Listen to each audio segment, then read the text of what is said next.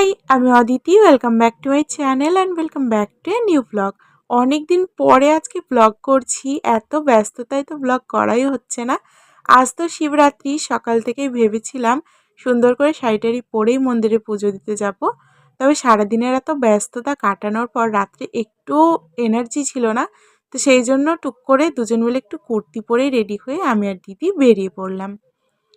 আজকে যাচ্ছি প্রতি বছর যেখানে পুজো দিতে যাই সেই মন্দিরে।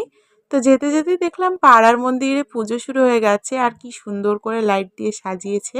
আর টোটোয় করে যেতে যেতেই লক্ষ্য করলাম সবাই কি সুন্দর শাড়ি টাড়ি পরে সুন্দর করে পুজো টুজো দিয়ে বাড়ি ফিরছে। আর আমাদের দুজনের তো কিছু পুজোর জিনিসপত্র তখনও নেওয়া হয়েছিল না, তাই প্রথমেই দুজন মিলে টোটো থেকে নেমে চলে গিয়েছিলাম একটু সন্দেশ নিতে। সন্দেশ নিয়ে ফেরার সময় দেবালয়ের সামনে দিয়ে যাচ্ছিলাম, আর তোমরা তো জানোই আমাদের এখানকার বেশিরভাগ লোকই দেবালয়ে পুজো দেয়। তো ওখানকার ভিড় দেখে আমার তো মাথায় হাত, রাস্তার থেকে ঠিক লাইন দিয়েছে সবাই। শুধু তাই নয়, দক্ষিণেশ্বর মন্দিরেও ঠিক এই একই অবস্থা। যাই হোক, আমরা দুজন চলে গিয়েছিলাম একটু ফল নিতে। তো ফলের দোকান থেকে ফল, সন্দেশ সবকিছুই নিয়ে নিয়েছি।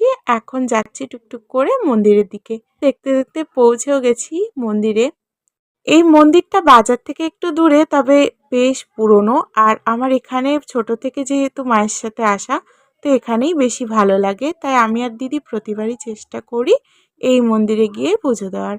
গিয়ে দেখলাম বেশ অনেক ভিড় আছে। সবাই পুজো দিতে দিতে মোটামুটি 1 ঘন্টা আমাদেরকে ওখানে ওয়েট করতে হয়েছে। অবশেষে এতক্ষণে আমি আর দিদি সুযোগ পেয়েছি পুজো দেওয়ার। তো আমি আর দিদি মিলে একে একে নিজেদের পুজোটা সেরে নিলাম। এই মন্দিরে ভিড় প্রত্যেকবারই কম থাকে, এবারও ভিড় কমই ছিল। তবে এক একজন এত সময় লাগিয়েছে পুজো দিতে যে আমাদেরও পুজো করতে করতে অনেক সময় লেগে গেল।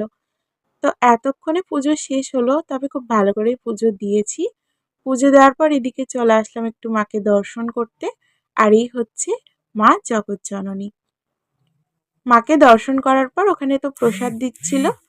প্রসাদটা নিয়ে আমি আর দিদি বেরিয়ে পড়লাম ওখান থেকে বাড়ি ফেরার জন্য।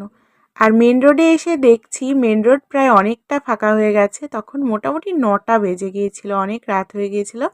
তো আমরা তাড়াতাড়ি টোটোও পেয়ে গিয়েছিলাম। টোটোয় করে সোজা চলে আসলাম বাড়িতে।